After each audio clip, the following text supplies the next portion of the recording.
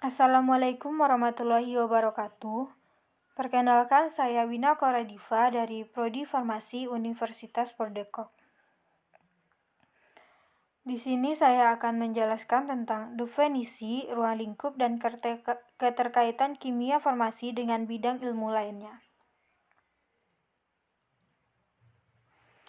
Kimia farmasi. Apa itu kimia farmasi? Kimia farmasi yaitu ilmu yang mempelajari tentang analisis kuantitatif dan kualitatif senyawa-senyawa kimia, baik dari golongan organik, alifatik, aromatik, alisiklik, heterosiklik, maupun anorganik yang berhubungan dengan khasiat dan penggunaannya sebagai obat. Lingkup pengembangannya. Selanjutnya kita masuk kepada lingkup pengembangan. Pertama, senyawa aktif. Senyawa aktif atau zat aktif pada obat yaitu setiap bahan atau campuran bahan yang akan digunakan dalam pembuatan obat. 2. Struktur. 4. Pengembangan rancangan obat.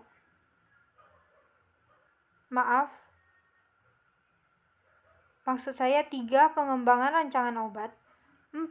Pengembangan hubungan struktur kimia dan aktivitas biologis. 5. Analisis obat dan uji biologis.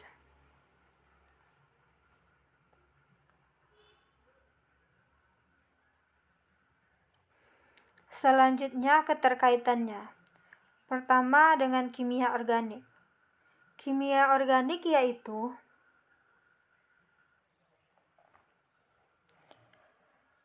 percabangan studi ilmiah dari ilmu kimia mengenai struktur, sifat, komposisi, reaksi, dan sintesis senyawa organik. Selanjutnya, biokimia. Biokimia yaitu kimia makhluk hidup. Biokimia biasanya mempelajari molekul dan reaksi kimia terkatalisis oleh enzim yang berlangsung dalam semua organisme.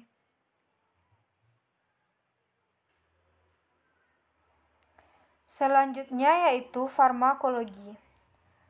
Farmakologi yaitu ilmu pengetahuan yang berhubungan dengan obat-obatan.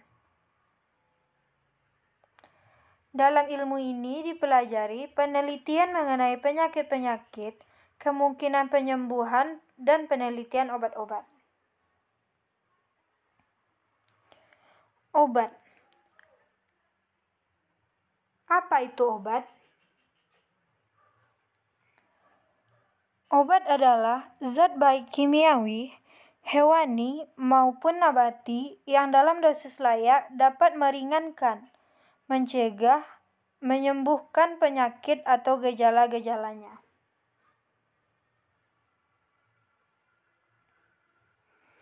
Penggolongan berdasarkan sumbernya.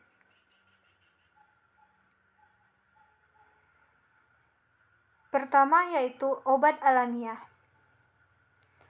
Obat alamiah yaitu obat yang terdapat di alam.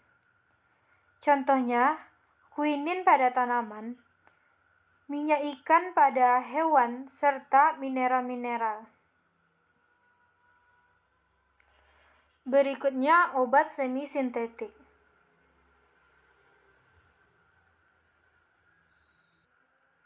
Obat semi-sintetik yaitu obat hasil sintesis yang berbahan dasarnya berasal dari bahan obat yang terdapat di alam. Contohnya yaitu morfin menjadi kodein. Selanjutnya, obat sintetik murni. Obat sintetik murni yaitu sintesis obat dari bahan dasar yang tidak berkhasiat, didapatkan senyawa obat dengan khasiat farmakologis. Contohnya, obat-obat golongan antihistamin dan diuretika.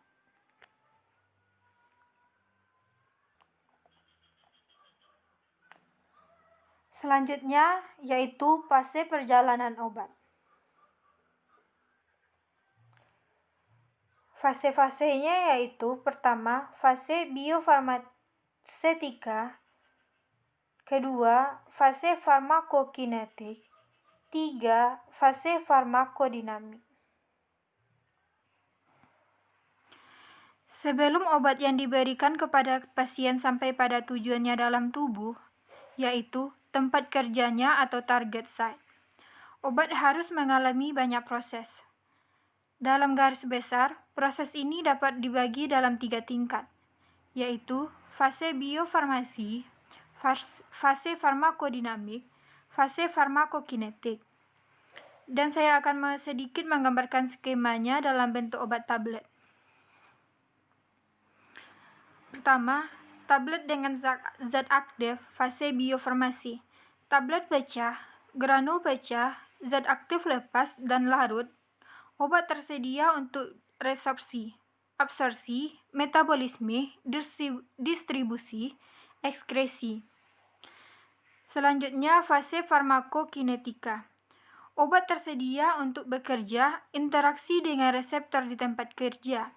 Fase farmakodinamika, efek, yaitu fase pelepasan senyawa aktif obat dari sediaannya hingga senyawa aktif tersebut diabsorpsi tubuh.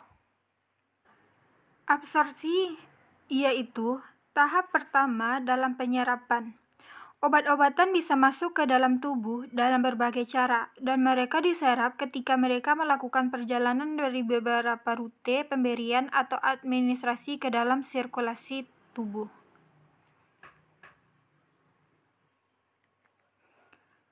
Distribusi. Setelah obat diserap, tahap berikutnya adalah distribusi. Pada umumnya, aliran darah akan membawa obat-obatan ke seluruh tubuh. Selama langkah ini, efek samping dapat terjadi ketika obat memiliki efek dalam organ selain organ target.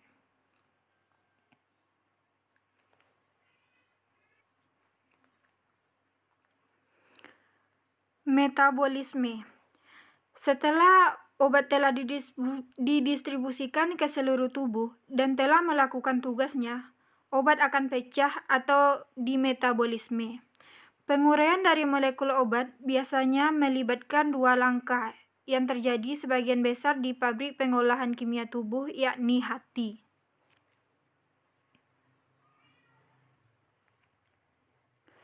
Ekskresi. Banyak produk dari hasil pemecahan enzimatik yang biasanya disebut metabolit biasanya merupakan senyawa yang kurang aktif dari molekul obatnya.